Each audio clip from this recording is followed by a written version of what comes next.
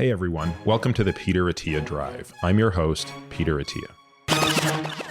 The drive is a result of my hunger for optimizing performance, health, longevity, critical thinking, along with a few other obsessions along the way. I've spent the last several years working with some of the most successful, top-performing individuals in the world, and this podcast is my attempt to synthesize what I've learned along the way to help you live a higher quality, more fulfilling life. If you enjoy this podcast, you can find more information on today's episode and other topics at peterattiamd.com.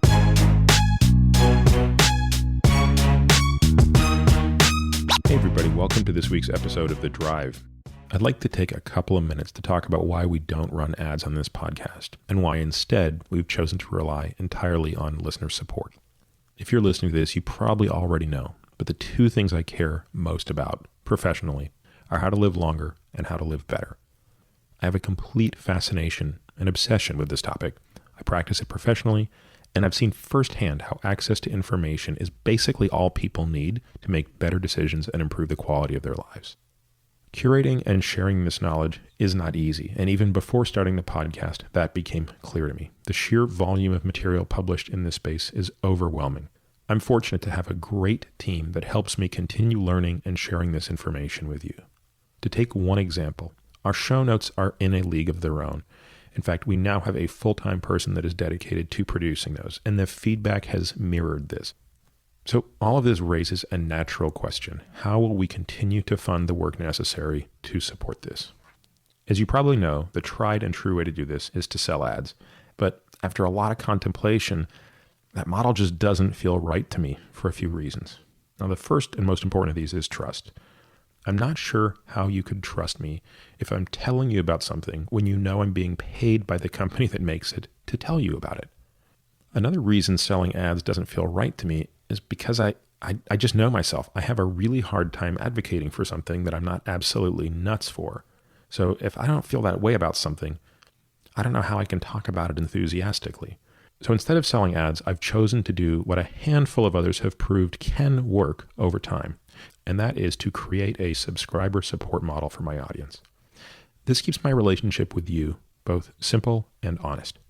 If you value what I'm doing, you can become a member and support us at whatever level works for you. In exchange, you'll get the benefits above and beyond what's available for free. It's that simple. It's my goal to ensure that no matter what level you choose to support us at, you will get back more than you give. So, for example, members will receive full access to the exclusive show notes, including other things that we plan to build upon, such as the downloadable transcripts for each episode. These are useful beyond just the podcast, especially given the technical nature of many of our shows. Members also get exclusive access to listen to and participate in the regular Ask Me Anything episodes. That means asking questions directly into the AMA portal and also getting to hear these podcasts when they come out. Lastly, and this is something I'm really excited about, I want my supporters to get the best deals possible on the products that I love. And as I said, we're not taking ad dollars from anyone, but instead what I'd like to do is work with companies who make the products that I already love and would already talk about for free and have them pass savings on to you. Again, the podcast will remain free to all, but my hope is that many of you will find enough value in, one, the podcast itself, and two, the additional content exclusive for members to support us at a level that makes sense for you. I want to thank you for taking a moment to listen to this. If you learn from and find value in the content I produce, please consider supporting us directly by signing up for a monthly subscription. Welcome to the kickoff of this Matthew Walker 3-part series on sleep. This is one of the topics we are asked about the most, and I think this will be a fan favorite. This series of podcasts will be released over 3 weeks, with this one being the first. Now, at the end of this series, we're going to take questions for a follow-up AMA with Matthew. Asking questions on the AMA forum and listening to the AMA podcast with Matthew, along with all AMAs, will only be available to subscribers. So if you haven't signed up yet, you can do so now at peterattiamd.com/subscribe. My guest this week is Matthew Walker, professor of neuroscience and psychology at the University of California, Berkeley, and the founder and director of the Center for Human Sleep Science. Matthew earned his undergraduate degree and Ph.D. in neurophysiology in London, and subsequently became a professor of psychiatry at Harvard Medical School before moving to Berkeley. His research examines the impact of sleep on human brain function in healthy and diseased populations. To date, he has published over 100 scientific studies. He has received numerous funding awards from the National Science Foundation, National Institutes of Health, and he's a fellow of the National Academy of Sciences. He's the author of the international bestseller, Why We Sleep, which also happens to be the favorite book of my not yet 2-year-old son. He holds many patents covering various consumer-based sleep recordings, sleep tracking, and sleep simulation. He's a sleep scientist at Google, where he helps the scientific exploration of sleep in health and disease. He is also an enormous fan of Formula One and my hero, Ayrton Senna. And in the third part of this installment, we actually spend quite a bit of time discussing this. Here in the first part of this series, we discuss the relationship between sleep, dementia, and Alzheimer's disease, the 4 pillars of sleep, sleep stages, measurements, and the overall importance of sleep, the lack of sleep and dangers of drowsy driving, and how the conversation of sleep has changed over the past several years. So without further delay, here is the first installment of my 3-part series with Professor Matthew Walker. Hey, Matt, thank you so much for making time to meet on a Sunday. Absolute privilege and a delight to be with you, Peter. What's with the weather in Berkeley? Is it always this bad? Now, when Peter says, is it always this bad? It's probably in the low 60s and there isn't much blue sky. It's dry and there's a very pleasant breeze and there is some wonderful blossom. So I know it's not San Diego where everything is utopian and people are singing Kumbaya at the end of the day and holding hands, but it's a pretty good day when you consider it's still February. Right. I know. It's like I live in these extremes. Like in San Diego, the bar is like it has to be perfect. And then in New York, you just sort of expect it to be sort of, like I was there 2 days ago and it stunk. But, I mean, all 3 of those are better than the United Kingdom, my home country, where essentially you have 9 months of really bad weather and then 3 months of winter. And then that's your year. So today, February, like this, low 60s, I'm a happy man. I came from Canada where it's bad in a different way. But the first time I saw California was my interview for med school. And it was a February day and it was 76 degrees. And that was the first time it occurred to me that you didn't have to suffer. I never realized. I mean, I guess intellectually I understood that it could be warm in the winter, but it never occurred to me that you could choose to do that. So, well, now speaking of this, so what brought you to the U.S.? It was science. I did all of my education back in the United Kingdom. I actually started off at medical school. So back in the UK at age 18, you can actually go to medical school. It's a 5-year program. And after about 2 years, this wonderful professor came up and said, look, you're a nice guy, but you're always asking questions. And you're asking them, I think, genuinely. You're not asking them to be an arse. But I think you're actually a scientist, not a doctor. Because at the time, he was thinking, doctors are interested in answers. Scientists are interested in questions. I think you're a scientist, not a doctor. So we didn't have MD, Ph.D. programs back at that time. So then, I thought about it for the summer, came back, switched to neuroscience. So essentially brain science, did that as an undergraduate, then went on to do my Ph.D. at the Medical Research Council in London, and then came to Harvard for my first faculty position there. And I was there for 7 years as faculty in psychiatry at Harvard. And the winters just got to me, and the environment at times as well, academic, was perhaps more combative and competitive. And I think that's one way to breed productivity in a department, and I'm not shaking a finger at it. But by nature, I'm just a person who is much more collaborative and collegial rather than combative and competitive. So Berkeley fit my mentality better. Came out here, weather was great. California, it's an immensely easy place to arrive and a very difficult place to leave. And I think I probably won't. I know that feeling. I'm probably leaving California. I'm going through the mourning process of accepting the departure. Because you're right. You'll be back. It's a hard place to leave. When did the switch sort of flip in terms of your passion for sleep?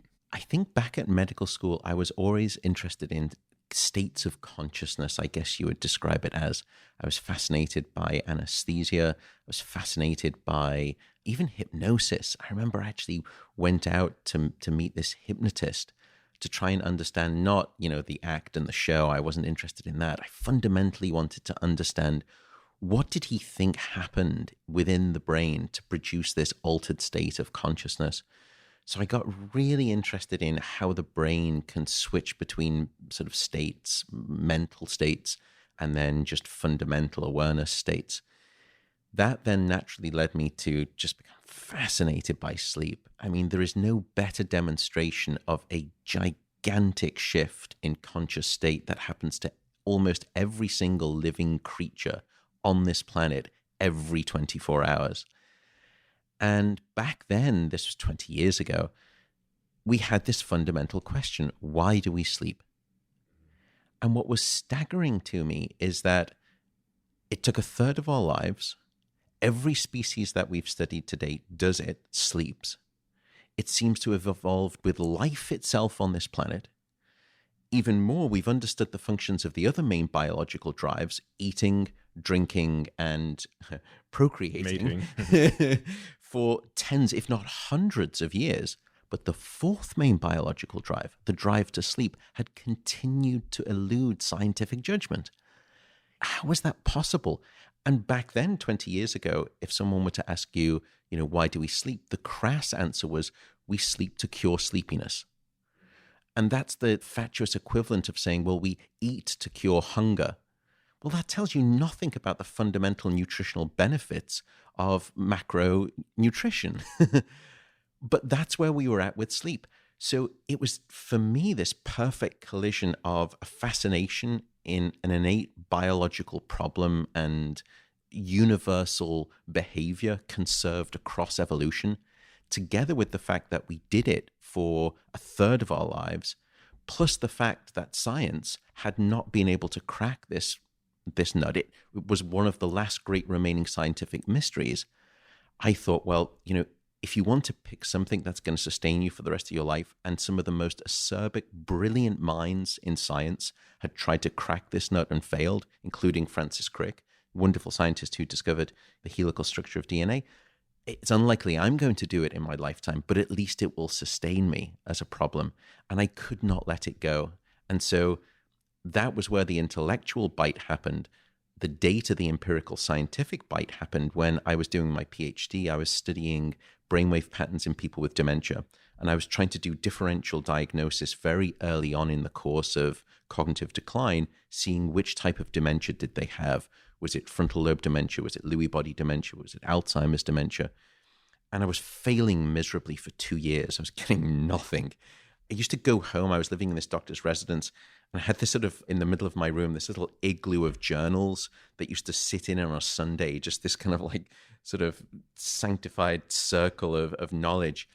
And I was reading one Sunday, and I realized that the different pathologies in these different dementias, some would hit the sleep centers, and others would leave those sleep centers completely untouched. Even within forms of dementia that clinically presented very similarly. That's right. Yeah. You could see certain brainstem nuclei, certain centers within the basic base of the brain. Some of those were getting eroded by the dementia, and those are sleep-generating centers. Whilst in other of those pathologies, those centers were spurred until very late in the disorder, so they probably weren't affecting my early patients. So I realized I was measuring their brainwave activity at the wrong time. I was measuring my patients whilst they were awake. What I should have been doing is measuring them whilst they were asleep. Got a small grant, set up a sleep lab, learned how to do it, got some great results. And then the question became, if their sleep is so disrupted, is it not just a symptom of dementia? Could sleep disruption actually be a biomarker of dementia? Could it actually foretell when you are going to develop dementia and which type? Or even more profound, is sleep disruption an underlying cause of Alzheimer's disease? And I think right now, based on the weight of the data that we have, and we and others have got large research programs doing this work, the evidence, I think, is causal. I think that sleep at this stage may be one of the most significant lifestyle factors, at least, that determines your risk ratio for Alzheimer's disease. I feel the causal evidence for that now in humans and animals is strong enough to make that statement. And I don't make that statement lightly. Yeah, that is profound, because when you think about the other really big ones, vascular disease and insulin resistance, they both feed into a very similar mechanism, which is neuronal energy deprivation. That's right. So do you think that sleep disruption or poor sleep, and I want to come back to the semantics around that because I don't actually think I'm well equipped to talk about this intelligently, but do you think that that also disrupts some aspect of energy metabolism in the brain, or where in the sort of chain of events do you think that that impacts? I think one of the places that it impacts is in oxidative stress. I think it's safe to say that wakefulness is low-level brain damage. And we need sleep to avert some of that low-level brain damage, that wakefulness. Sleep is the price that we pay for wakefulness, essentially. And, something I mentioned in a book that I put out was, and I got a lot of just pushback. A little book, just a little New York Times bestseller, yeah. Which, by the way, before we're done, I brought my copy because my youngest son, who's named after our mutual favorite race car driver, loves moons. It's all he thinks about. Moons. His pajamas, moons, everything. And he loves your book, except for the fact that on the inside, there are no pictures of moons. So he'll sit there and he'll look at the cover and he'll go, moo, moo, moo. And then he flips through it and he gets so frustrated that there's no moon pictures inside. I will course correct that if there's a second edition, and I will just try to place the words underneath that it is for the benefit of Ayrton. Yes. But in the book, I proposed that we didn't evolve sleep, that perhaps we've got it the wrong way round. Perhaps the default state of life on the planet was sleep, and it was from sleep that wakefulness emerged. Wow. Why could it not have been that way? Now, I don't have any good evidence to support my hypothesis. I think it could be utter nonsense. But I think it's a tenable hypothesis. It's just one that's difficult to test. But to come back to your question about Alzheimer's, which I think is critical, I think the first thing is that we see that with insufficient sleep, you get increases in oxidative stress. Those oxidative stress processes lead to a whole cascade of kind of a finger flick domino effect of things that lead to neuronal death. One of the areas in the brain that is most sensitive to that is an area that we call the hippocampus, which is a critical memory center. It's probably one of the first structures to undergo damage in Alzheimer's disease. It's part of the reason why the phenotype of Alzheimer's is forgetfulness, problems with memory.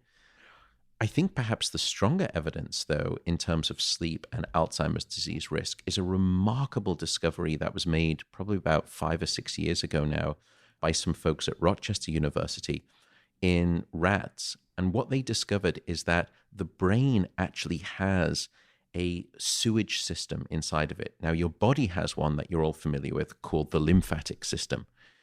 But it turns out the brain has one, and it's called the glymphatic system, named after the cells in the brain that form this system, called the glial cells, also known by from a Greek derivative meaning glue. So they used to be just thought as the cells. The sort of irrelevant stuff between the neurons. Exactly, it was like junk DNA.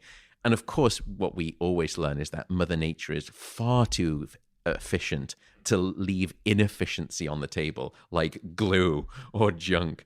And it turns out they form this sanitization system within the brain. And what happens, they discovered, is that when you go into deep sleep at night, this sewage system kicks into high gear. And essentially those glial cells, which surround the brain cells themselves, the neurons proper, they shrink in size by up to 200%. And then all of a sudden it leaves a vast amount of room for cerebrospinal fluid to start perfusing the brain and washing out the metabolic detritus of wakefulness.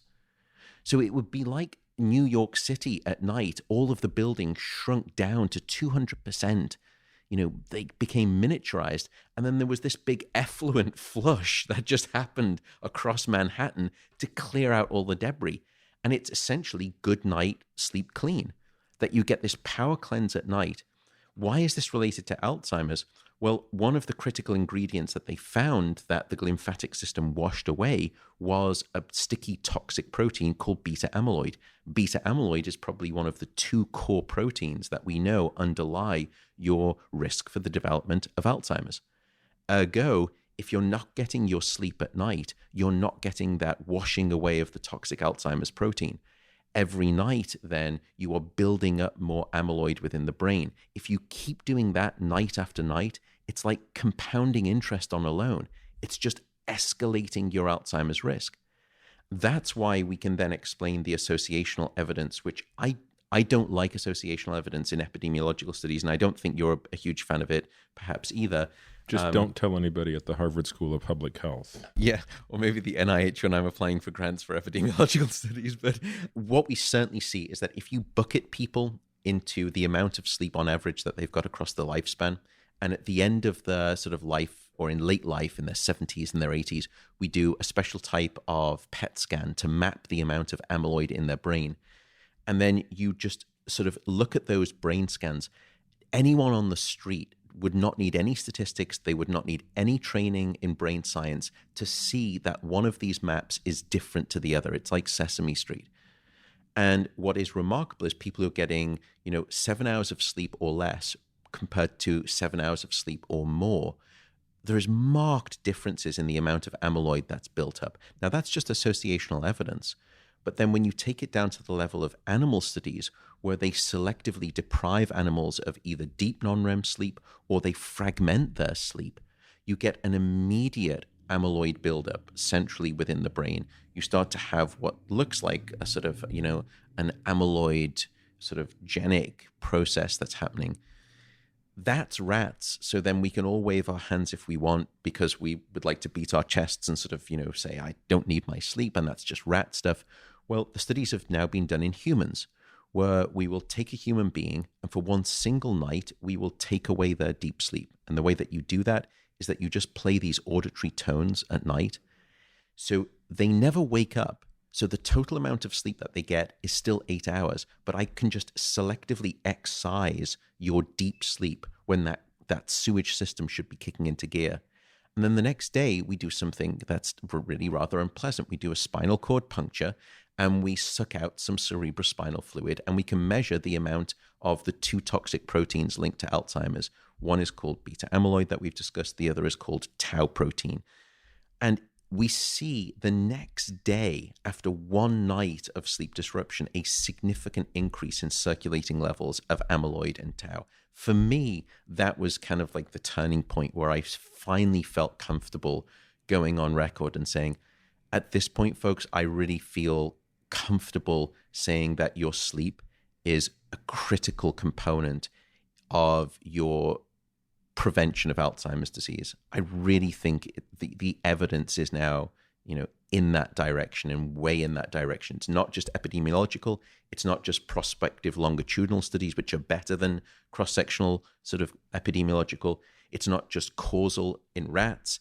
It's experimentally causal in humans after one night of sleep. Do you see variation there? Because one of the things that I find difficult with understanding all diseases, and Alzheimer's would be sort of more so than even cardiovascular disease, because we still have so much less data, is there must clearly be enough variation between people that it's very easy at the heterogeneous level to miss things that you would see in an otherwise homogeneous population. So for example, when you look at the coinage of the term Alzheimer's disease, it's quite likely that that was coined based on a patient who probably had a PSEN1 or 2 mutation, such an early onset of the disease versus the disease we typically see. I mean, today those patients make up less than 1%.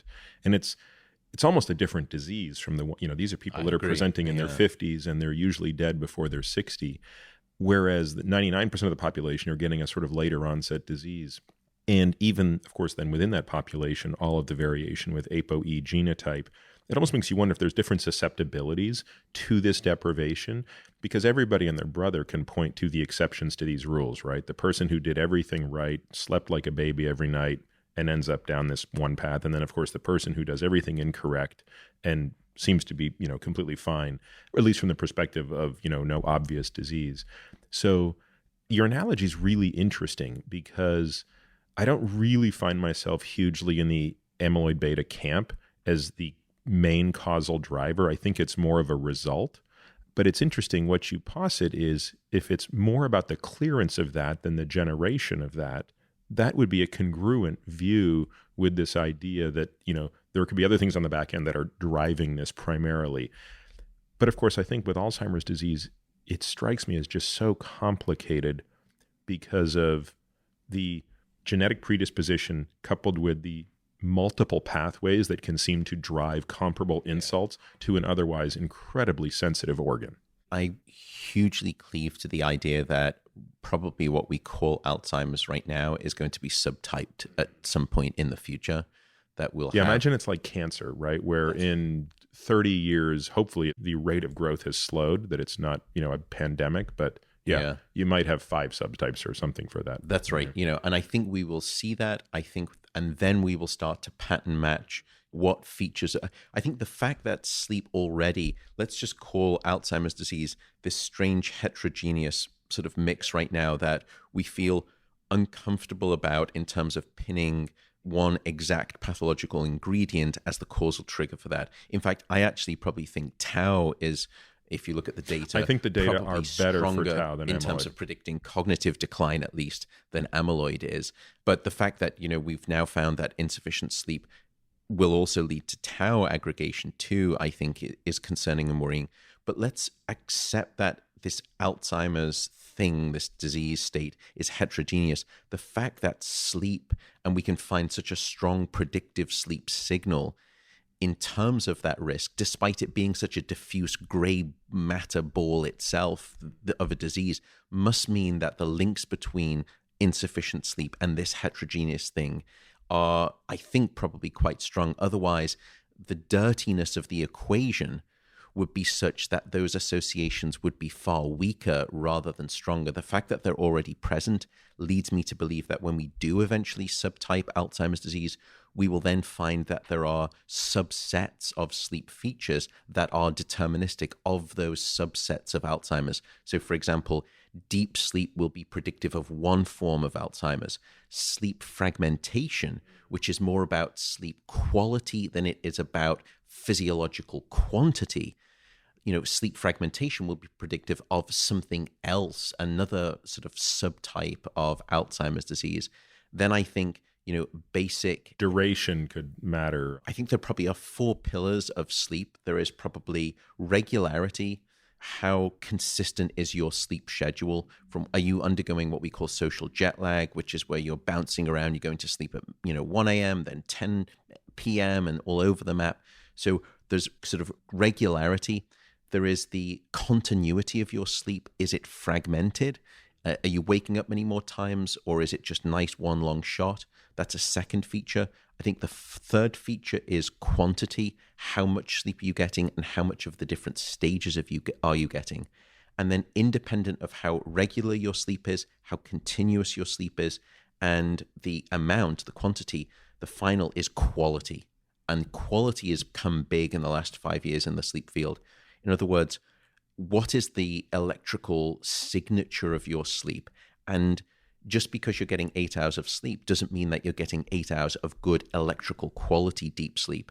And, I hope that we get the chance to speak about sort of things like caffeine and alcohol, other substances of abuse that can make you feel like you're sleeping 8 hours.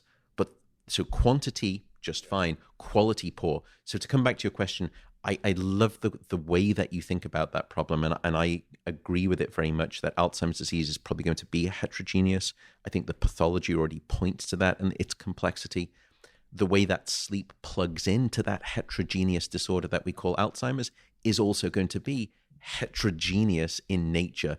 Different sleep features will be predictive of different aspects of the amyloid pathology cascade. And we just submitted a paper, which I'm going to blow now in terms of media sort of outlet, which hasn't been accepted yet. But we just tried to ask the question, across someone's lifespan, if you bucket them into 10-year decades, and you ask, what was the quantity and quality of their sleep from their 30s and 40s, 40s and 50s, 50s and 60s, so on and so forth. And then at the end of their life, you stick them in a brain scanner and you map how much amyloid is in the brain and how much tau is in the brain, which is what we can do here at the Sleep Center.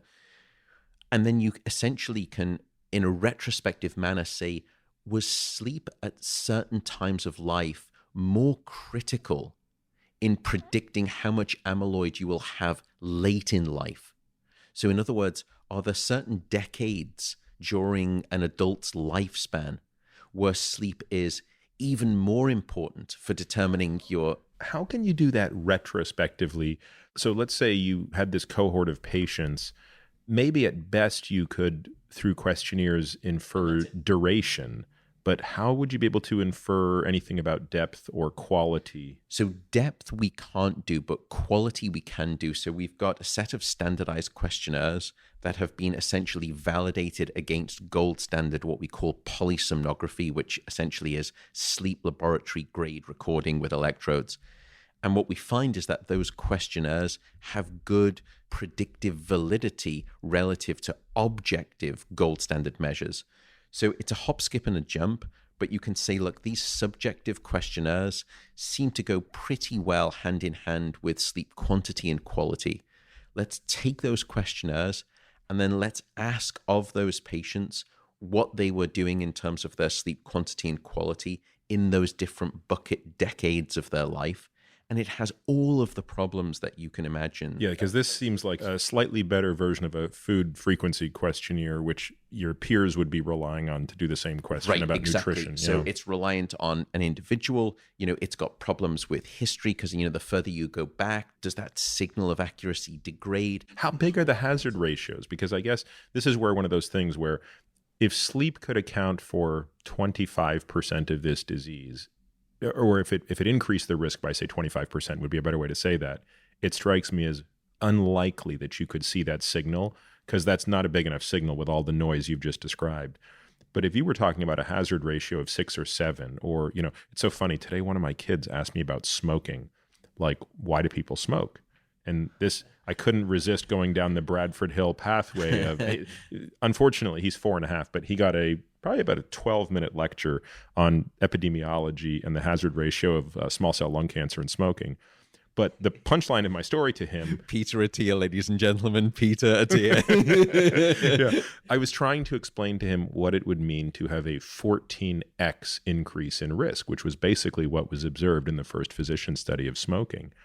And the point there is that is such a massive signal that, as you describe it, I love whenever you can get these things that statistics aren't necessary. When you don't need the p-value to figure it out, that's it. So does your intuition, and if, again, I don't want you to scoop what's already in this paper, so if you can't speak about it, no problem, but do you have a sense of that magnitude, and therefore if even a crude backwards-looking metric is directionally pointing you at something that you think, wow, this isn't a subtle change? Yeah, we're up in the region of, from 0.45 to 0.6. So it's in risk reduction for those doing it correctly. Correct. Okay. Yeah. So it's substantial. But what was interesting to me, which gave me more confidence, was that the windows of sleep sensitivity were, now, by the way, across the entire lifespan, if you're getting less sleep at almost any point in the lifespan, the risk that you're going to have higher amounts of these Alzheimer's disease proteins in your brain is greater. That's what we find across the board. But what's interesting is that when it comes to those two different proteins, amyloid and tau, there are different decades that are predictive.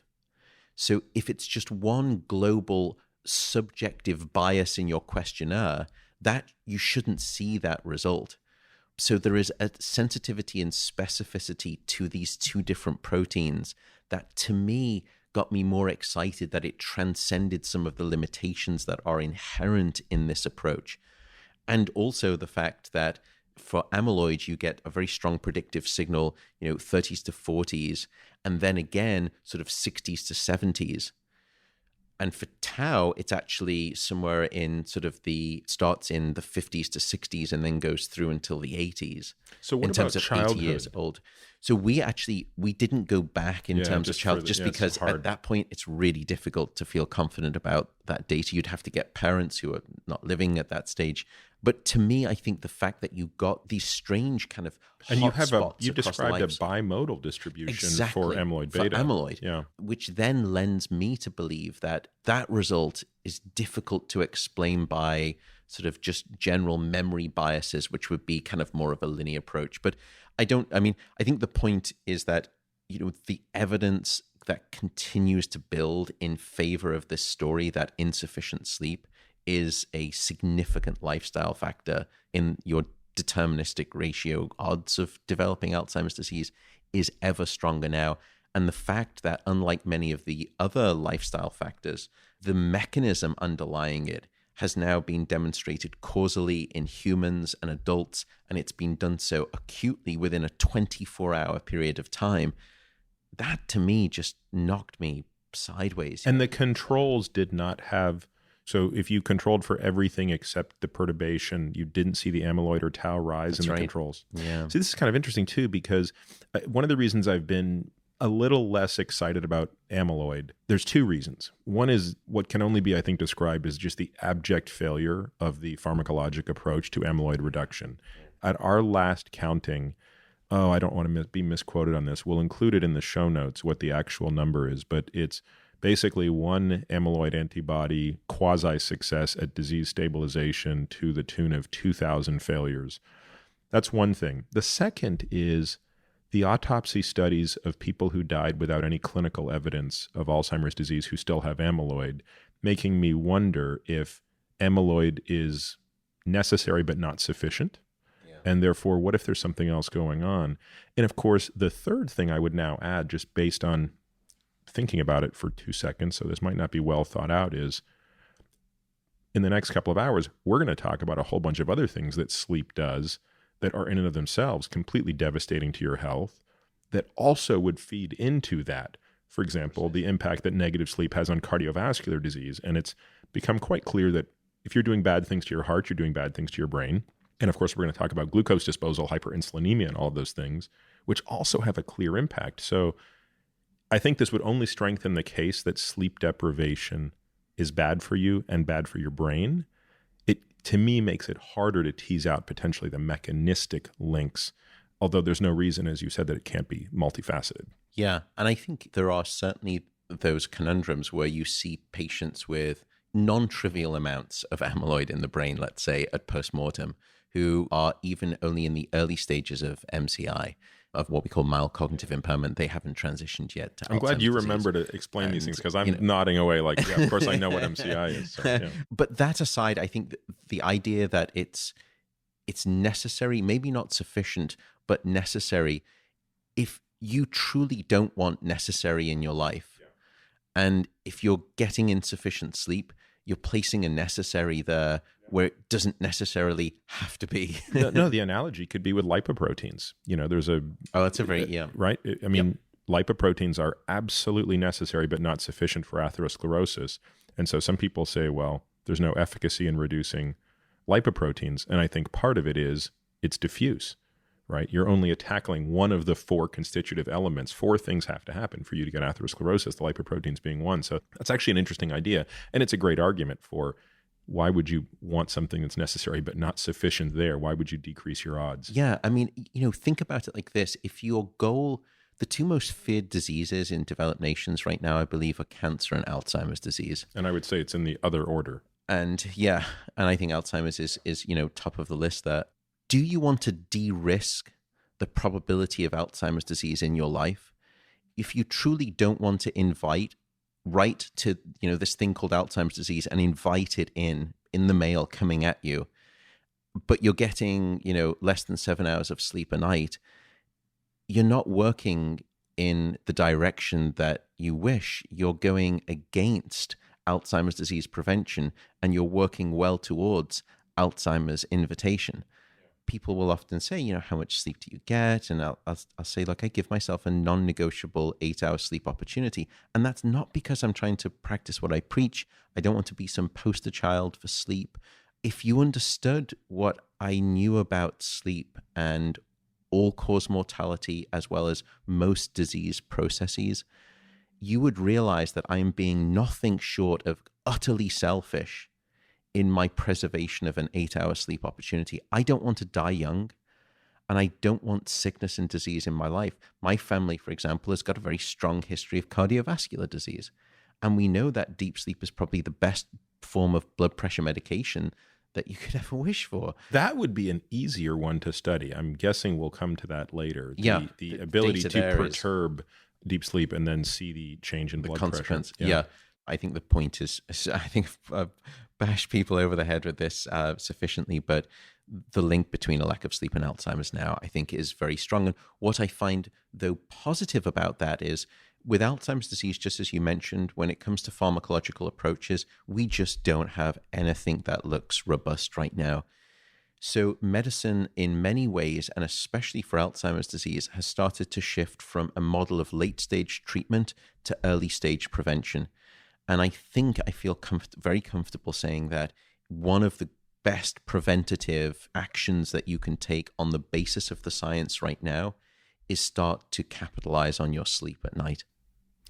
So let's shift gears just a little bit and go back to the polysom. Let's explain to people, because we're going to eventually have to talk about tracking these things, and I want to bring up some of the sort of commercially available ways that people do that, which I think by definition are still not accurate enough for people to, compare them to their polysom. But if I came into your lab tonight and I was willing to go to sleep there and you would hook me up to an EEG, what are the different patterns of brain waves and how would you morphologically describe them and then bucket them by these stages you've already sort of touched on a little bit as deep REM, deep non-REM, et cetera?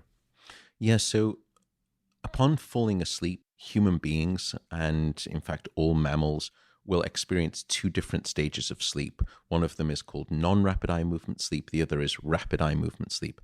Non-REM sleep has been further subdivided into 4 separate stages, which are unimaginatively called stages 1 through 4. Thank God. Yeah, I know. Yeah, I think that's all that the sleep-deprived people who are, experimenting could come up with at that time. So increasing in their depth of sleep. So stages 3 and 4 of non-REM sleep are the really deep restorative stages of sleep. Stages 1 and 2 are the lighter stages of sleep. And then on the other hand, we have rapid eye movement sleep, or REM sleep, which is named not after the popular Michael Stipe pop band, but because of these bizarre horizontal shuttling eye movements that occur during this stage of sleep, these rapid eye movements. So you have these 2 different types of sleep, and they will essentially, as you fall asleep here at the Sleep Center at Berkeley, they will go into essentially a battle for brain domination throughout the night. And that cerebral war between non-REM and REM is going to be won and lost every 90 minutes and then replayed every 90 minutes to create what we call a standard cycling architecture of sleep, or what we call a hypnogram of sleep. And so what you will see is that upon falling asleep, you'll go into the light stages of non-REM, stages 1 and 2. Before we do that, let's say before I fall asleep, when I'm just laying in the bed, how would you describe my brain waves under the wakeful condition? So at that point, what we typically see is that when you close your eyes, the back of the brain goes into what's called an alpha rhythm. So when you're awake, your brain shows this remarkably frenetic, high-frequency electrical activity. In other words, your brain is going, in terms of its brain waves, it's going up and down many, many times a second. And the amplitude is? And the amplitude is very small, which kind of is paradoxically, you think, if I'm awake, then my brain is active, and so the size of those brain waves should be big. It's not. It's actually very small, and here's the reason. Different parts of your brain are doing different things at different times. So those brain waves sort of are all canceling each other out. So the analogy would be, if I were to dangle a microphone above a sports stadium, what I'm picking up is the signal from the crowd of 100,000 individual neurons that sit underneath it. That's how an EEG electrode is. Now, before the game starts, that's wakefulness. And at that point, the 100,000 people in the stadium, the 100,000 brain cells, they're all speaking to each other at different moments in time. So there's a lot of cancellation. They're not all coordinated, but it's very fast and frenetic. So I just get this signal that is very desynchronized, and it's not synchronous. So they're not summing their power together. So the size of that brainwave is not very big, but that's why the frequency is so high. The frequency is high, meaning that you're sort of going up and down maybe 50, 60 times per second. Now, as you start to fall asleep, or actually even before you start to fall asleep, as you're lying in bed awake, The back of the brain is the first part of the brain that really starts to settle down. It goes into what we call alpha rhythm when you close your eyes. And I assume that's just because the occipital cortex is in the back and you've closed your eyes. Brilliant. So the back of the brain, visual brain, if you close your eyes, that part of the brain essentially stops processing the outside world and it goes into its sort of default state when it's awake of slowed frequency. It drops down from maybe 50 times per second down to about, let's say, 10 cycles per second. But still relatively low amplitude? But still relatively low amplitude. Then once you start to actually transition, when you make that bridge from the world of wakefulness to sleep, as you sort of cross through that window from one of those worlds to the next, something bizarre happens. And if anyone out there is lucky enough to be listening to this and they have a bed partner, you can actually see this. Just look at their eyelids as they're falling asleep. And what you'll see is that their eyeballs start to roll in their sockets. And they're called slow rolling eye movements. Now, we don't know why the eyes roll in the sockets like that, but it's the first sign that you're making the transition from the world of wakefulness into sleep. We use it as almost an indicator of the transition into sleep. Now, by the way, if your partner wakes up, sometimes people will wake up from that state and they see you just looking over them in bed, staring at their eyelids. If you're early in a relationship, it's usually the end of the relationship. That's just a point of note. Please don't blame me. Usually wait till you're married and then start to do that one. The divorce usually is harder to come by. So then you start to go down into the light stages of non-REM sleep, stages 1 and 2. Then after about 20 or so minutes, you'll go down deep into stages 3 and 4 of non-REM sleep. And in 1 and 2... have we transitioned out of that alpha wave? I mean, where Yes. do we start to see the Already. thetas and... Theta already happening in stage 1. In stage 2, you actually go into theta activity, which is now down from 50 cycles per second, maybe down to just sort of 6 or 7 cycles per second. And the amplitude's getting a bit bigger, isn't it? It is getting a bit bigger, yeah. And then every now and again during stage 2, the way that I know that you're in this lighter stage of non-REM sleep, stage 2, is that you'll get these synchronous bursts of electrical activity that we call sleep spindles. That's the K spindle. And that's sort of, where you get this, actually you get a nice big slow wave, like almost like a single slow wave, and then you get this burst of a sleep spindle. And we actually did this great project here at the Sleep Center where we did the sonification of sleep. And we extracted brainwaves from human beings. And then we sort of, smooth them a little bit with some sort of audio software. And then you can play them back. And it's beautiful because when you hear these sleep spindles, they are these short synchronous bursts of electrical activity that last for about a second and a half. And they go up to about 10 or 15 cycles per second. So it's almost like that beautiful rolling R in the Hindi language, or sort of like a cat purring. So you get these big slow waves and then you get this ripple of a spindle. And when you hear it on the speakers, it's just sensational. You get this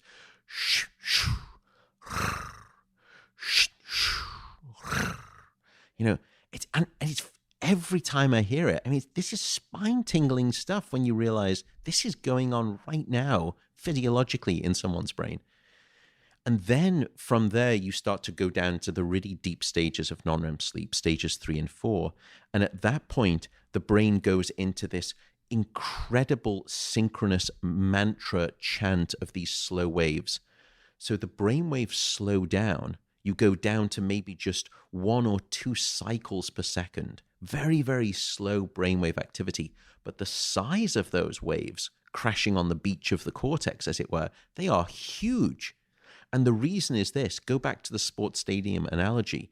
Let's say that we're here at Berkeley and we're playing Stanford, arch rivals. Yeah, which hopefully you're going to kick their butt. Fingers crossed. Just make sure there's no band anywhere to be found. It always does us a terrible disservice. But at that point, they're chanting in unison. They're all chanting in unison. So it's louder, but they're now making the same sound together, and you can actually hear what's being said. Exactly. So now in that single microphone, you can hear Stanford sucks. Mm-hmm. Stanford sucks. So all of a sudden, for reasons that we are only now starting to understand, the brain coordinates hundreds of thousands of neurons, unlike it does at any moment elsewhere in the 24-hour period.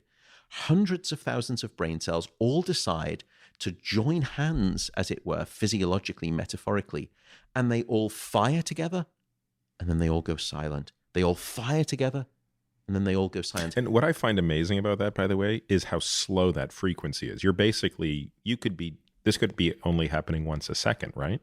That's right. And that's why it got a terrible rap for 20 or 30 years, because it actually looked not dissimilar to some aspects of coma. That's how slow those brainwaves were. So sleep scientists were, understandably fooled into thinking that deep sleep was a time when the brain essentially was just doing nothing.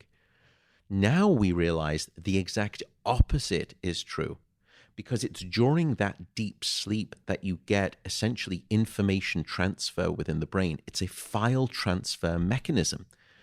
And the way to think about this is, let's say it's like long wave radio. If you're in the city, you tune into FM, which is shortwave radio, you can pick up a bunch of signals. Then the further you drive out into the desert, let's say here in California, you just lose those channels because the range from the tower is so short that you just lose that range. But if you go on to sort of, the long wave radio stations, you can still pick up stations for hundreds of miles. Why? Because the carrier frequency of those radio waves is much slower. And so the distance over which you can transfer information is much further. Deep sleep is a brain state of long distance information transfer.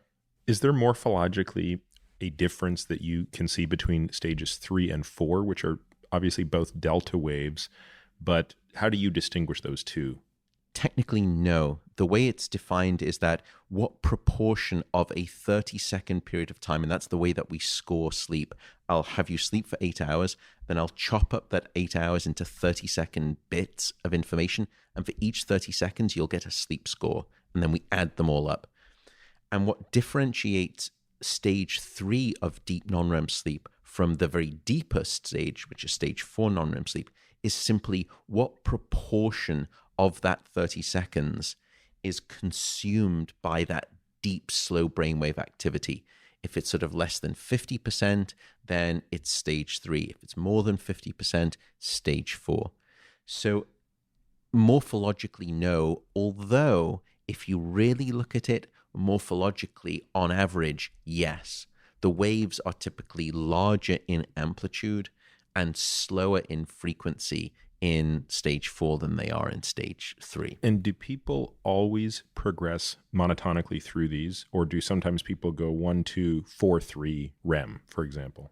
No, you have to go through 3 to get to 4? You have to go to 3 to get to 4. You have to go from 2 to get to 3 to get to 4, with the exception of probably, let's say, 2 examples. One is pathological. If you suffer from narcolepsy, one of the things that typically happens is that you go from being awake straight into REM sleep. So to sort of finish the 90-minute cycle, and this will make sense, you go sort of stage 1 to stage 2, 3, 4. Then after about 70 minutes, you'll rise back up into stage 2, and then finally you'll pop up into REM sleep.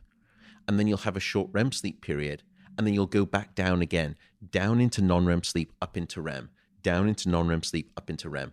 And you do that, as I said, every 90 minutes. However, what changes is the ratio of non-REM to REM within that 90-minute period as you move across the night, such that in the first half of the night, the majority of your 90-minute sleep cycles are comprised of lots of deep non-REM sleep and very little REM sleep. But as you push through to the second half of the night, now the seesaw balance changes, and the majority of those sleep cycles are comprised much more of rapid eye movement sleep and almost no deep sleep. And that's why it's always dangerous when people say, I'm one of those who survives on, 6.5 hours of sleep at night. I wake up, 5:30 to get a jump start on the day. And you can ask, well, let's say you're getting 6 hours of sleep. How much sleep are you losing? And they will say, well, according to your definition of 8 hours of sleep, well, I'm 25% off because I lose 2 hours at the end of an 8-hour night of sleep. So I'm sleeping 75%. I'm losing 25%. Yes and no. Because yes, it's disproportionate. Exactly. So yes, you're losing 25% of total sleep, but you could be losing up to 70% of all of your REM sleep, because it's the REM sleep rich phase that you are shortchanging to get a jump start on the day. So you've got to be very careful when you try to think of your sleep dynamics. But to come back to your point, sorry, yes, you always have to go through that linear progression. Narcolepsy is a standout case there. You'll usually go from wakefulness sometimes immediately into REM sleep. Very frightening. Yeah. Most people don't experience, logical, rational waking consciousness and then go immediately into irrational hallucinogenic consciousness, which is what REM sleep is. It's very disturbing when you speak to these patients. The other is if you are horrifically REM sleep deprived or chronically sleep deprived, occasionally you can make the transition straight into REM sleep. We see this in people who are abusing alcohol heavily, who are alcoholics. Alcohol, and we'll come onto this, blocks your REM sleep.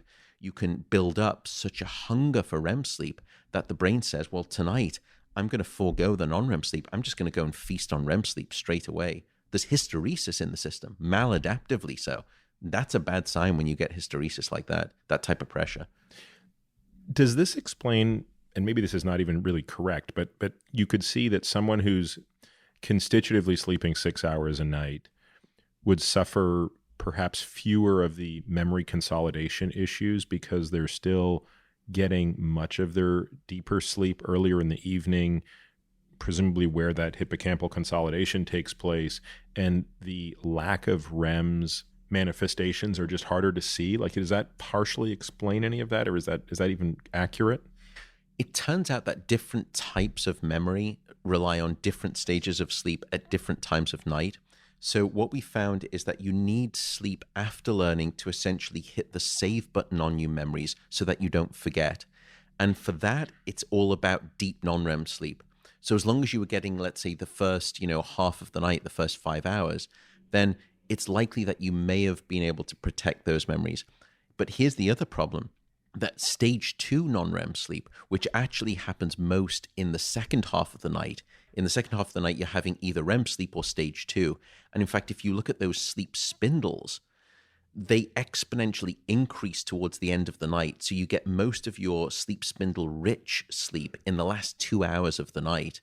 The reason that's important is because you not only need sleep after learning to consolidate, to save those memories, you also need sleep before learning to get your brain ready in preparation to actually lay down new memories.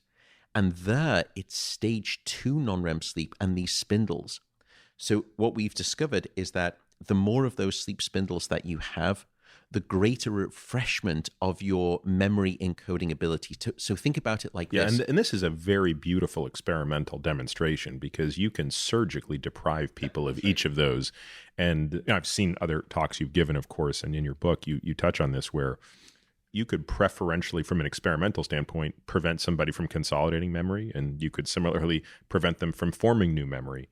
Even though we can keep the total amount of sleep consistent. So it's not a stressor, it's not that wakefulness, you can selectively excise, just like you said, individual stages of sleep.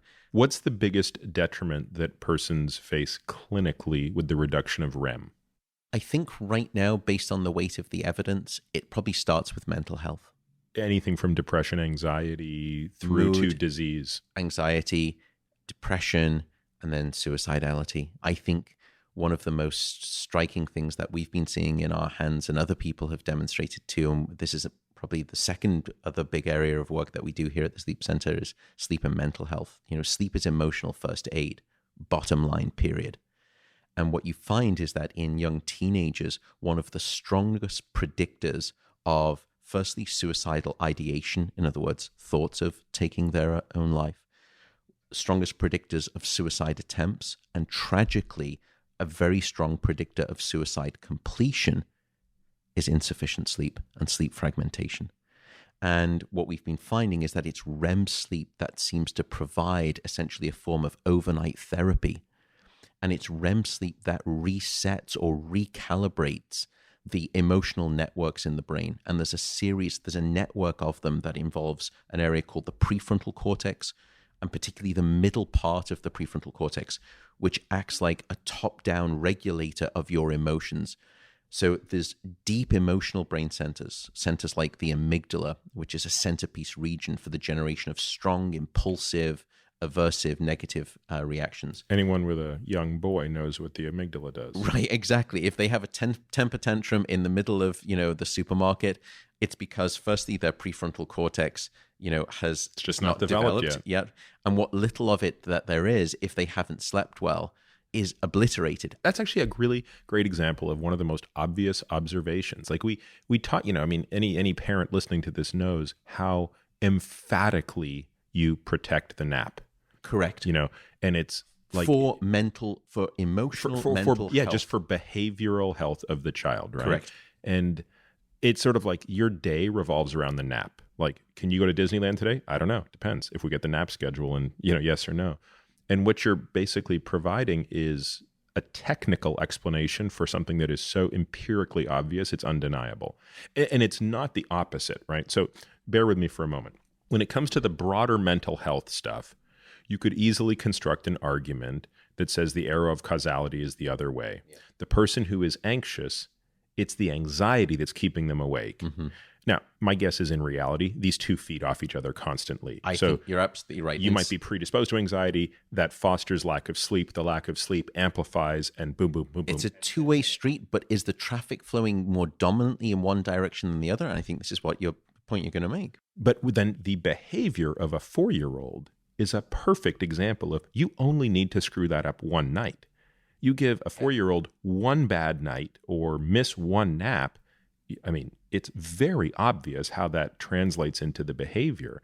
So that would point in the direction of the sleep can really be the driver of the pathology, if you want to use pathology to describe that, which of course is a strong term to describe, outbursts of 4-year-olds. But just to make the point, right? That to me is one of the most interesting, albeit somewhat glib examples. But I think it's so consistent, and I use that frequently where you often see a parent with a child and the child is crying and they look at you and they say, well, they just didn't sleep well last night.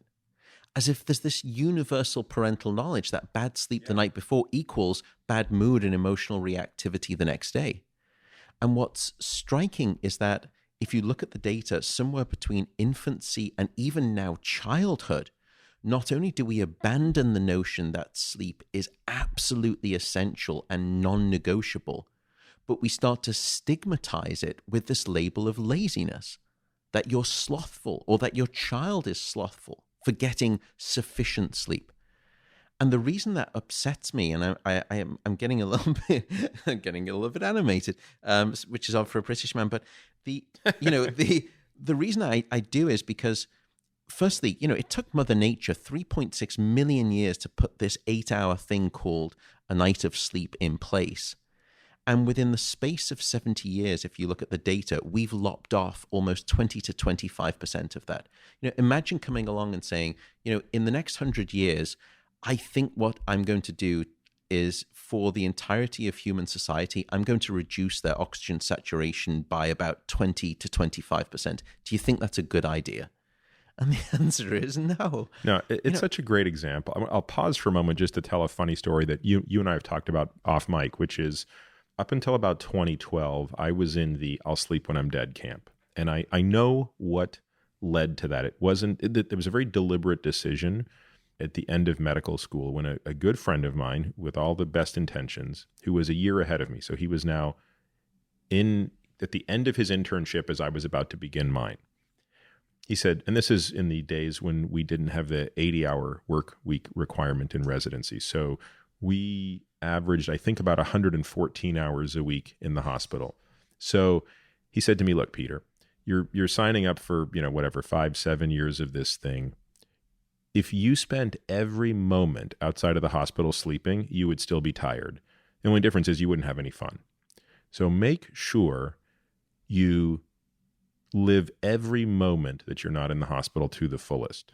And so for me, that basically meant if I wasn't in the hospital, I was swimming, I was going out with my friends, I was trying to meet girls, I was doing anything and everything.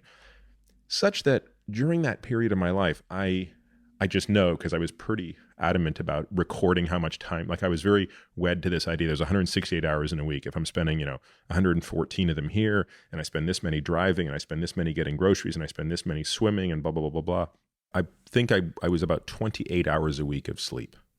So it wasn't 4 every night because you'd have none and then 6 and then 3 and then 8. Like you could binge sleep from time to time. But it was pretty much 28 a week. I'll come back to some of the implications of that. But fast forward a few years, I'm talking to a good friend of mine, Kirk Parsley, who's a physician who, like you, is adamant about, the importance of sleep. And we're having dinner one night, and he says, he's challenging me on this, and he says, so let me get this straight. You've just decided that you're going to sleep half of what is evolutionarily programmed. And I said, yeah. He goes, does it strike you as odd that evolution would have designed us to spend a third of our life not mating, not watching out for predators, not hunting for food, but doing this thing for some other purpose? Do you think that thing must have been important?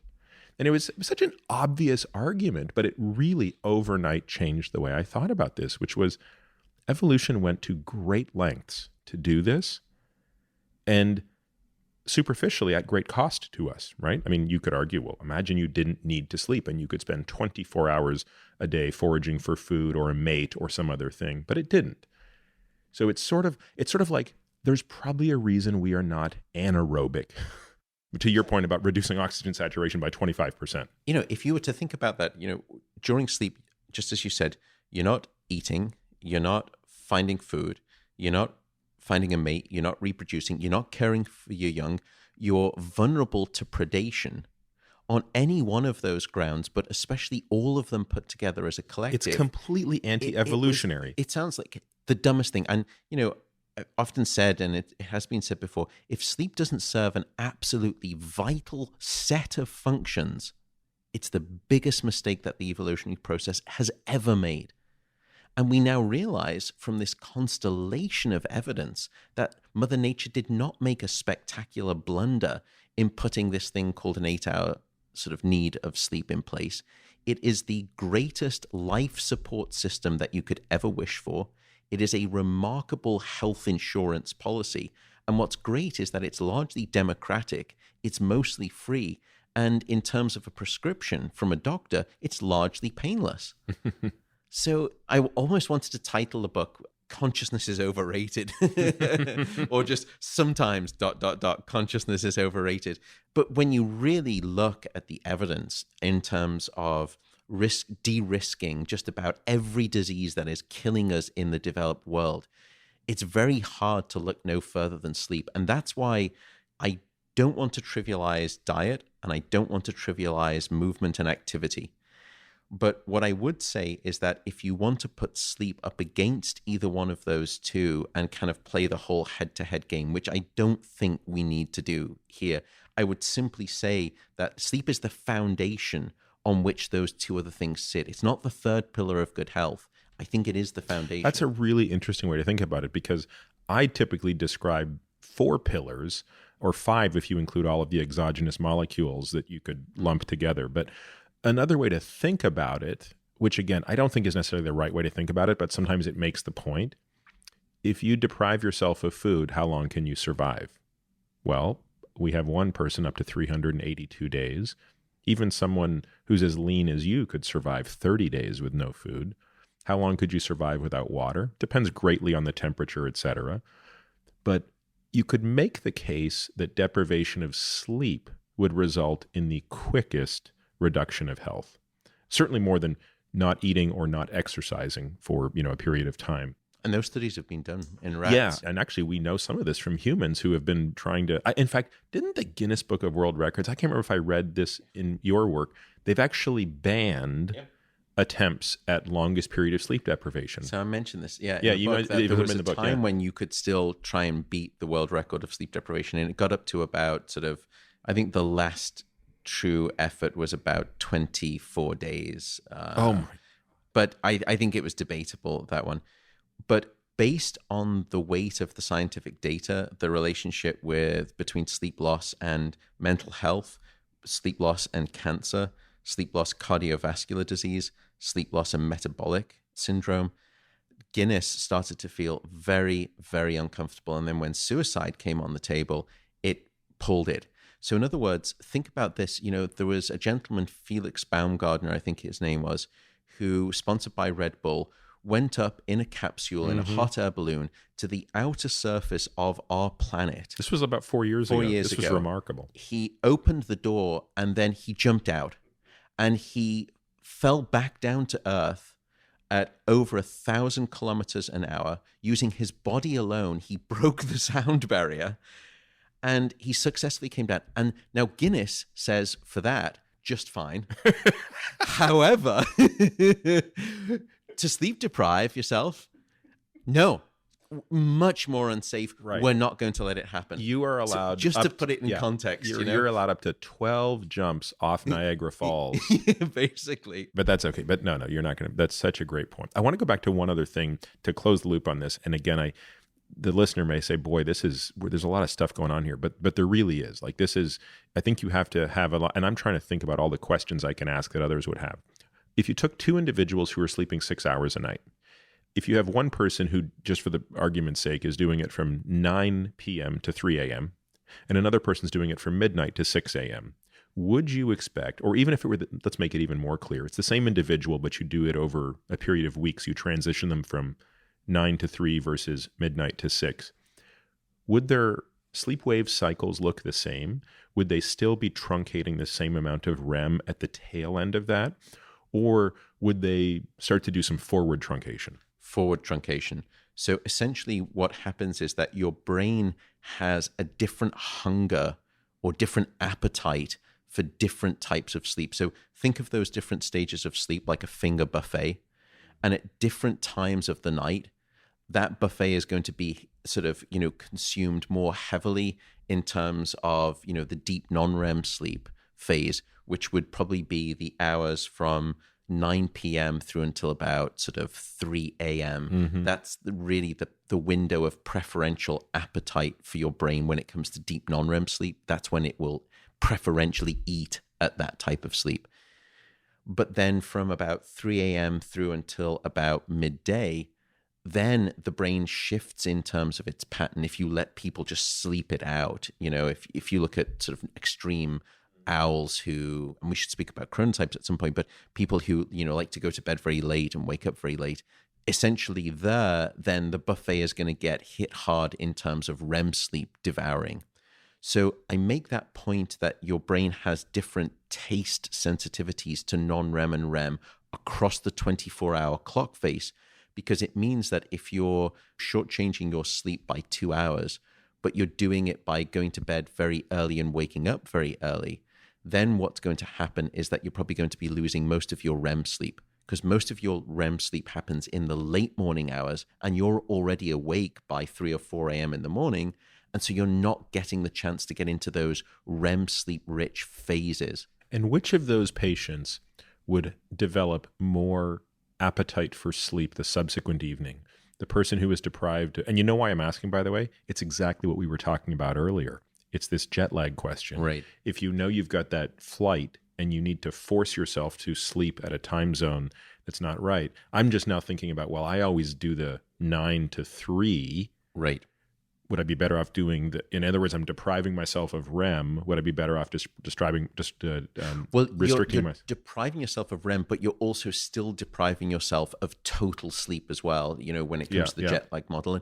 And there's some, I think that's an interesting model, and I think it does work, that you can try to, in the week before you start to fly, let's say I'm going home to London, which essentially is 8 hours ahead. So I need to now essentially start to sort of, by the time I'm waking up, people in London have already been awake for essentially 8 hours. So I need to start to get myself on their schedule. So I start to wake up, 10 minutes earlier for about 5 days before.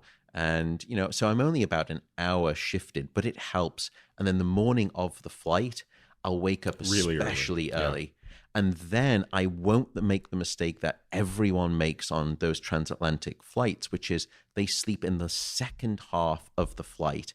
You shouldn't do that. You should sleep in the first half of the flight, which is when most people in the UK are asleep.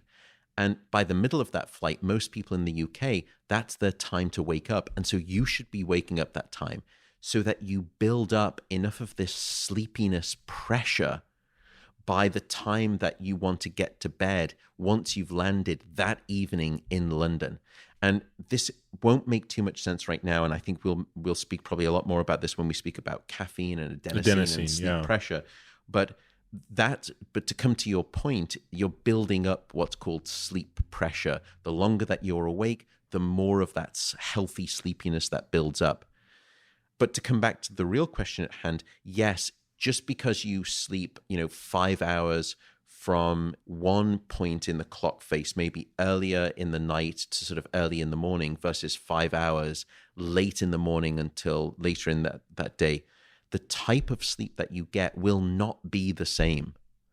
You will be selectively shortchanging yourself of sleep, either of deep sleep or of REM sleep on either side of that equation. This points out another interesting observation, which I do want to spend some time talking about wearables because, of course, we're both wearing our wearables at the moment. And I think we both acknowledge that, look, these things are still not quite at the level of the polysom, and maybe they never will be. That's a very difficult thing to replicate from, something on your wrist or your finger. But it's so funny. This might explain an observation I always experience when I come from New York back to California, which is I generally try to stay on California time, even when I'm in New York, going to bed later, waking up later. And in California, I'm a very early sleeper and an early riser. So even if I'm trying to keep it at 8 hours and 8 hours, and I can do that very well in California, not as well in New York, my first night back, even my first 2 nights back in California, I have much higher deep sleep. And that would explain it. It's this phase shift that I'm capturing this. Last night was, because I came back from New York last night, went to bed at, 8:30 p.m. and got up at 5 or, probably 4:30 or 5 in the morning. So you have had a huge deep sleep. Exactly. So you've dragged your 8-hour window, if you think about the sort of 8-hour window, and you slide it back on the clock face from midnight to 11 p.m. to 10 p.m. to, in fact, 9 p.m. You're dragging that 8-hour sleep phase back closer into the deeper sleep-rich phase, the deep non-REM sleep that you want. So what your sort of Oura Ring will be telling you is you got more deep sleep, and perhaps you may actually see a little bit of a reduction in REM sleep. Yep. As you go to New York, you may see the opposite. As you sleep later in the morning, you'll get more of that I generally do see REM that sleep. pattern, which is I get, and it it pisses me off too. I'm like, God, I didn't get as much deep sleep, and I got more REM sleep, and not that REM is bad, but I'm generally more upset by the dearth of deep. This is interesting. It's now really, I really need to think about that because, of course, on some level, our body is responding to cues in the environment. It's not just responding to the intellectual knowledge that, hey, in California, it's this time, it's time to go to bed. Light is playing a role. Yeah. Meal timing is playing a role. Huge meal. And that's one of the things. I want to definitely talk with you about this because this is, to me, this is such an important topic. And then, of course, the accumulation of adenosine and, of course, the melatonin stuff. So, by the way, I would just say that, I think REM sleep, some people, I have this kind of bimodal distribution of questions. Some people will say, how do I maximize my REM sleep? And I say, why do you want to maximize your REM sleep? And they say, well, that's dream sleep, and that's the good stuff, right? As if, it's like saying, how do I maximize the amount of yolk in my egg? Do I get can I go the ostrich egg, whatever it is? I don't know what the analogy is. And the question is, Mother Nature has found this equilibrium. Don't mess with it. It's the Da Vinci Code of sleep, and stick to it, you're good to go. But also then other people will say, how do I get more deep sleep? Or, I could get upset by that lack of deep sleep. To come back onto REM sleep and how important it is, the studies have been done where firstly they deprived, and by the way, these studies have never been done again since the 1980s, and they probably never will be because of the ethics regarding them, because they are just so devastating that we probably won't be allowed, and rightly so, I think, to do these studies to animals ever again. But they essentially deprived animals of sleep until they died. And what they found was that rats will firstly die as quickly, if not quicker, almost by about 20%, from total sleep deprivation as they will from total food deprivation. So if you want to put sleep and food... That's interesting that their gap is much narrower, because for humans, the gap is very wide. You'll die way earlier from sleep deprivation than food deprivation, unless you're, the leanest person on the planet. And there is a tragic disorder that I describe a little bit in the book. It's a very rare, genetically inherited disorder called fatal familial insomnia. And it's really the only evidence, short of the disgusting travesty that is total sleep deprivation used in certain countries for interrogation tactics that we know of, that has led to death. But withstanding that, this disorder, fatal familial insomnia, says it in the name, that essentially human beings... How old do people typically survive? It usually takes about 18 to 24 months before they die. But the problem is, this is not they wake up one day and they are no longer sleeping at all. It's a gradual thing. So it's kind of like it masquerades as just typical insomnia first, restless nights for the first 2 or 3 months. Then it gets worse. Then you're only sleeping 4 hours. Then, by month 12, you're already sleeping 2 hours. How much of this is genetic versus environmental versus we don't know? It's strongly heritable, that we know. So it's within the Mendelian sort of, pool of genetic disorders. And it's testable. We know the gene. Interestingly, it's what seems to be at the single cause. Gene? Yeah. And it's a prion protein gene abnormality, which is, if you don't know about prion proteins, you may have heard of mad cow disease, which was rife in the United Kingdom. That's another thing. That's another prion protein disorder. That's why you can't donate blood. And it's also why, I'll probably forget half of what I've been saying and start repeating myself, because I've been vegetarian for about 12 years. But before I went that route, I think I definitely was in the phase of eating beef when it was filled with these prions in the United Kingdom. So my brain is probably Swiss cheese at this stage. But essentially, this disorder, fatal familial insomnia, it gives us some degree of disease proof that insufficient sleep is fatal for human beings. But we knew it in these rat studies because these rats would die as quickly from food deprivation as they did from sleep deprivation. But the more striking thing was then they did a second round of studies. They selectively deprived them of either just non-rapid eye movement sleep or rapid eye movement sleep. And what they found is that the rats were dead within about 9 to 10 days with total sleep deprivation. They were dead within just about the same period of time from REM sleep deprivation. Duration was kept constant or also reduced? It was still reduced somewhat. But you could probably look at a control that had the same duration without a selective deprivation. So it's called, and there is what's called a yoked paradigm. It's a very clever technique where you can mimic the total amount of sleep deprivation in one other animal, but the other animal is still getting the chance to get REM sleep. So REM sleep selectively removed, the rats died basically almost as quickly as they did from total sleep deprivation. And then non-REM sleep deprivation was deathly. Ultimately, it just took longer. It took about 20 days. Total sleep deprivation, let's just say for argument's sake, you die in 9 days. Sleep reduction, but selective REM deprivation, you die in the same period of time. Basically, yeah. Sleep reduction, but deep deprivation, you live maybe twice as long. Yeah. So everything deathly, everything fatal, just that one takes a little bit longer to kill you than the other.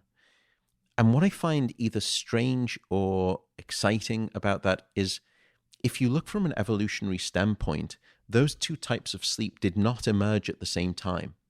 We only have observed true rapid eye movement sleep in birds and mammals. We don't see true rapid eye movement sleep in reptiles, amphibians, fish, or insects. Now, birds and mammals evolved separately along the evolutionary path from amphibians, fish, and reptiles. So what this means is that when we went from the transition from being reptilian to either avian or mammalian, that's when REM sleep emerged, because we see non-REM sleep in every species. Even in insects, we can observe something that looks like non-REM sleep. In reptiles, fish, amphibians, birds, and mammals, every one of them has non-REM sleep. Not every one of them has REM sleep. Only birds and mammals have REM sleep. In other words, REM sleep is the new kid on the block in the time course of evolution. REM sleep firstly emerged later in the course of evolution. And secondly, what's kind of wonderful is it emerged twice independently, once in birds and once in mammals.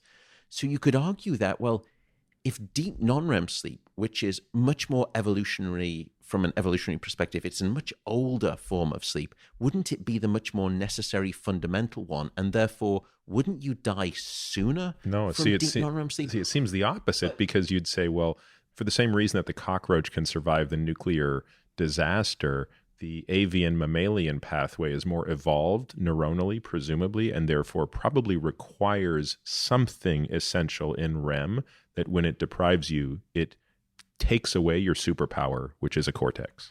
And I think that's exactly what it is, which is when you look at anything that has essentially a complex nervous system, maybe that's where the pressure for this thing called REM sleep emerged. Even though we know that non-REM sleep actually supports many essential central nervous system functions like synaptic pruning and some great sort of neural function, the lymphatic system clearing up the Alzheimer's It's sort of protein. similar to your oxygen analogy, which is when you go from being an anaerobe to a facultative anaerobe to an aerobe, who's going to be most sensitive to oxygen deprivation? Yeah, exactly. And so, it's always a dangerous scientific hypothesis where you can argue it both ways, but I always found that interesting and it's uncommented. But I just wanted to note that for, 20 minutes ago in defense of REM sleep, that, if we should all be worried about the amount of deep sleep that we're getting, absolutely. But we also need to be worried about how much REM sleep that we're getting, because from a pure mortality risk standpoint,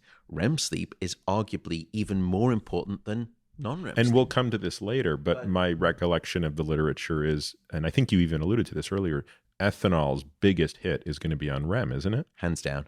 This is where we come on to substances that are misunderstood and misused when it comes to sleep. Now, before we go there, Matt, look, for me, I don't need any more of a case in the importance of sleep. And I think, honestly, the Alzheimer's thing alone should be sufficient for anyone to take this seriously, because certainly my patients, that's the single most important thing to them. Now, there are some of them that are more high risk, people that have, ApoE4 genotype that's in the, the direction that would increase risk, or family history. But I don't think I've met a patient yet who doesn't say on some level preserving cognition is their single highest priority in life. That said, can you spend even just a couple of minutes, it's the drive after all, we have all the time in the world, making the similar case in the presence of cardiovascular disease and cancer? Yeah.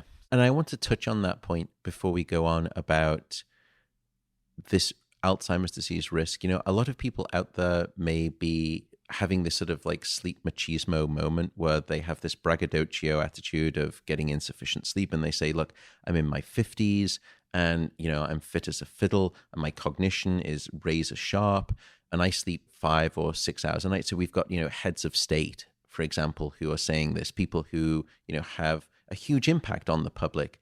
And they're saying these things. And it makes me sad because you can look at 2 other heads of state who were very vociferous about their proclamation of the uselessness of sleep. Margaret Thatcher and Ronald Reagan. Both of them were chest beaters when it came to insufficient sleep. They were very proud of saying that they only got 4 or 5 hours of sleep, that they were immune to the effects of insufficient sleep, that sleep was for the weak, and that you can sleep when you're dead, which, P.S., is mortally unwise advice based on the evidence. The shorter your sleep, the shorter your life. That's what all of the studies tell us. I don't think it's coincidental now, looking back, that both of them went on to develop Alzheimer's disease. And it makes me so sad because I saw pictures of Margaret Thatcher in an enfeebled state of dementia. And I'm just thinking, if only when she was, in her 50s and had that bravado about sleep, if she could see herself in that bed, in that later state of life, in such a crippled mental cognitive functioning state, would you be so brave about it? And I would hope that she wouldn't, that humility would come into place. So that's the first thing about, I think, the insufficient sleep argument and people rightly being frightened, having the daylights frightened out of them about preserved cognition. You should have that regarding your sleep. The other one, though, that frightens me too is the other way that a lack of sleep can get you is not chronically across the lifespan with Alzheimer's disease, but acutely with car crashes. And I know that we'll come on to this at some point too. But the only thing I would say is that I get many emails from people who've read the book. And 2 months ago, I got an email from a gentleman, I won't name him, and he was in his late 30s. And he described how 3 months before that, he had lost his wife and his 18-month-old child in a car crash. And it later became apparent that the person who hit them had basically been surviving on about 5.5 hours of sleep for the 2 months prior, that they'd had what's called a micro sleep. They actually lost control of their car at 60 miles an hour at a moderate drift angle. You are essentially in the next lane within less than a second, and you're in the ditch after a second. And they went straight head on. And now he was going to have to raise his 4-year-old son by himself, without the wife that he loved, without the 18-month daughter that they'd invested in, because someone perhaps had heard from someone vocally in the public that surviving on 5 hours of sleep was something that was okay to do. And to me, that just breaks my heart. I just don't feel comfortable in, having the responsibility like the head of a state of a country, and then speaking about this thing, this kind of magic attitude of insufficient sleep, because that's what it can lead to. It can lead to the travesty of the explosion of a nuclear family. And my guess is, even though it's going to be very difficult to actually quantify this, I believe that the story you just shared is an especially tragic, poignant example of something that probably occurs much more than we were able to quantify. I sometimes say to patients, the 4 horsemen of death would be these big chronic diseases that kill us, but we can never forget accidental death. And then when you look at accidental death, how do you quantify it? Well, it turns out that 3 forms of accidental death form 80% of them. And the biggest among them is motor vehicle. Right. And so the question is, what can you do to reduce that risk? So if you look at it, some form of distraction, and I've included sleep deprivation in that, but now I almost feel like they need to be separated out. Distraction meaning you're putzing with your phone, you're checking Waze, you're doing something you shouldn't be doing with your phone. Sleep deprivation, ethanol, failure to wear a seatbelt, and reckless driving. I mean, that basically accounts for it. It wouldn't surprise me if that sleep deprivation bucket is bigger than we think. I mean, we've got some decent data on this. And firstly, what we know is in the hour that we've been talking already, numerous people have lost their life in a drowsy driving related accident based on the statistics. We know that already. And the way that we can tell that is both from speaking to the people who were involved in the accident, but you can also pick this apart from the dynamics of the accident as well. And here's the problem. When you are underslept, we're not talking about a night of total sleep deprivation. That's where you fall asleep at the wheel, and that's the obvious one. The much less obvious one, but the much more common one, is what we call micro sleeps. So when you are trying to survive on 7 hours of sleep or 6 hours of sleep, and it really just takes that little of a dose. By the way, I haven't forgotten our cardiovascular question. I will come back to it. But what you essentially have are these small lapses, we call them microsleeps, where the eyelid will partially close. And you can pick this up on a camera. And they've done these studies systematically where you dose people from getting 9 hours of sleep to 8 hours of sleep, 7, 6, 5, 4, 3, for 1 week, 2 weeks, 3 weeks. These studies have been essentially looked at, sliced and diced parametrically. They're probably the best studies done within the field of sleep. And so we know them very well, what your lapse rate is, what your microsleep rate is. And what you find is that the eyelid partially closes, and at that point, you no longer react. And the reason I'm bringing this point up is that drowsy driving accounts for more accidents on our roads than either drugs or alcohol combined. Now, I'm not condoning drink driving or driving inebriated under any circumstance. What I am saying, however, is that firstly, drowsy driving is a huge part of this problem on our roads. And the reason that it's not just problematic is because it's usually much more deathly. When you are drunk, you typically react, but you react too late. So you do something, but it's not enough, and you crash. When you have a microsleep, yeah, it's a projectile. You do nothing. That's why drowsy driving is more fatal than drunk driving typically, is because there's no application of brake. There is no application of brake. There's no course correction of steering wheel angle. There is nothing. There is simply a car with no one in control. And it's a 2-ton missile on the freeway at 65 miles an hour with no one in charge. This is why I feel really uncomfortable about the idea of public proclamations of insufficient sleep. And I get that. And, you know, there are people, sports stars, all sorts of people who I respect hugely. And I have an immense amount of sympathy for where they're coming from, because I think there's a lot of public pressure to be this outspoken, I'm going to be crushing it on the sports field, and then I'm going to be, you know, back in the gym the next morning, and sleep is for, you know, X, Y, and Z, who cares?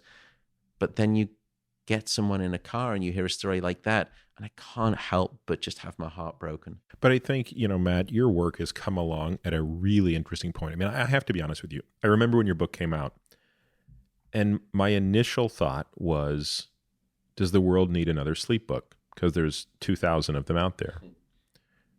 And I think there's two things that are different. The first is your book is exceptional. Actually, I'd say three things. Your book is exceptional. The third is your understanding of the topic and your credibility is exceptional. And those aren't necessarily synonymous. You can have really credible, thoughtful people who write a book, but the book itself isn't exceptional or it doesn't hit the tone. And conversely, you can have someone who puts together a good book, but they themselves don't have the credibility. I think that so you can take credit for the first two. I think the third is the little bit of luck, which is I think we are at a point in time where people are ready to hear this. In other words, if you, the exact same professor, wrote the exact same book 20 years ago, I'm not convinced it would have the same impact it is having today. Now, I don't know. You probably have a better sense than me. I don't know exactly what accounts for that difference today. Is it that today we are more interested in, you know, the thin end of the wedge for this might have been our interest in performance. Maybe that is the thing that first got people to think about this, which is, well, wait a minute. You know, if I want to be better at X, Y, and Z, whether it be my sport, my craft, my whatever, is sleep a tool I need to be optimizing the way people have for many years realized, hey, what you eat and how you exercise absolutely impacts your performance. So I'm not sure what it is, but I have a feeling, and I actually had this discussion with my daughter a couple of weeks ago, that we will look back at the way we think about nighttime electronics, sleep deprivation, and things like that. We will look back at that in 20 years, hopefully sooner, the way you and I would look back at, you know, a smoking mother being told by her doctor, smoke this brand versus that brand. Like we can't even fathom that was a discussion that took place as recently as about 1966 in the United States. And yet we're kind of in our infancy in the dark from a clinical perspective, from sort of a public health perspective in functioning on this. So firstly, I mean, so much great stuff to unpack there.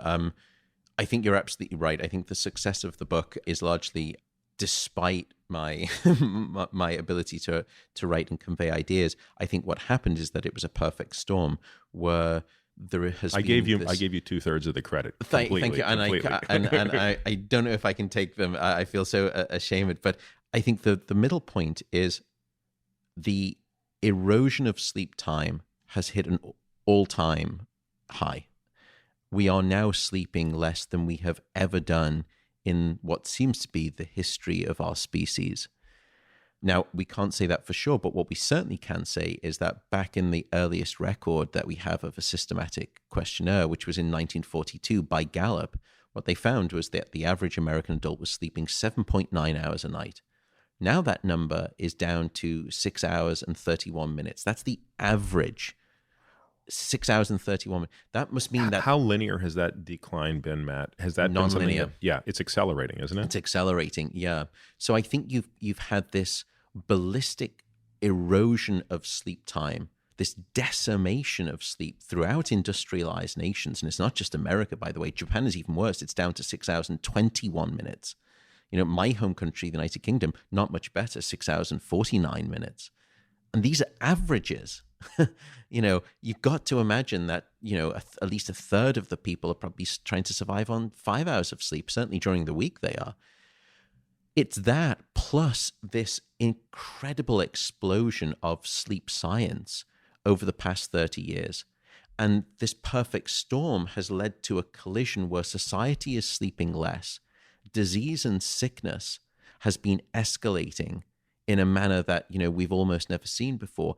And the knowledge of what sleep is doing, we know far more now. Sleep is not just curing sleepiness. Sleep is actually supporting. There is no physiological system in the body and there is no operation of the brain that isn't wonderfully enhanced by sleep when you get it or demonstrably impaired when you don't get enough.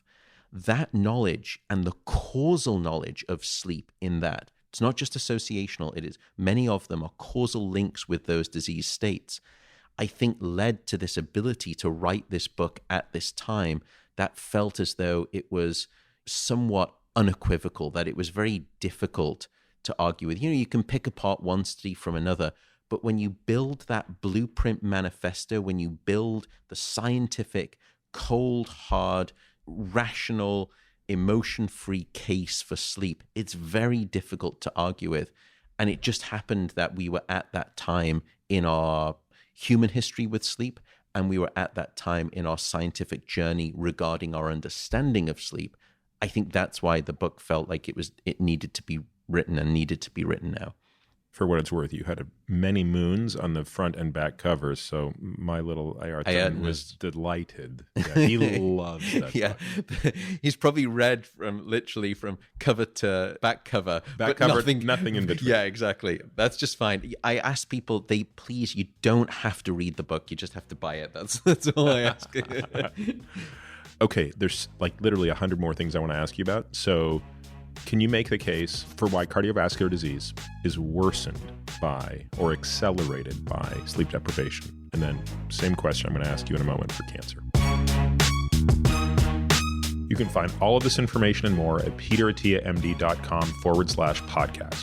There you'll find the show notes, readings, and links related to this episode.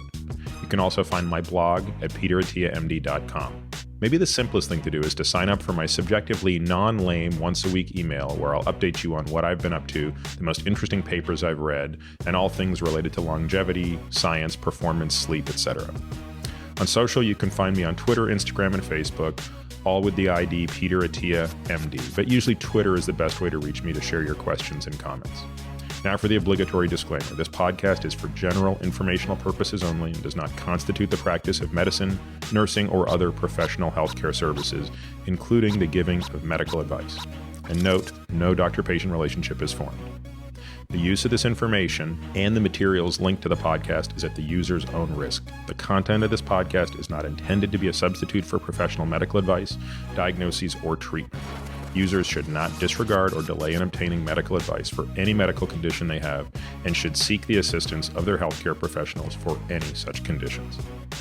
Lastly, and perhaps most importantly, I take conflicts of interest very seriously. For all of my disclosures, the companies I invest in and or advise, please visit peterattiamd.com/about.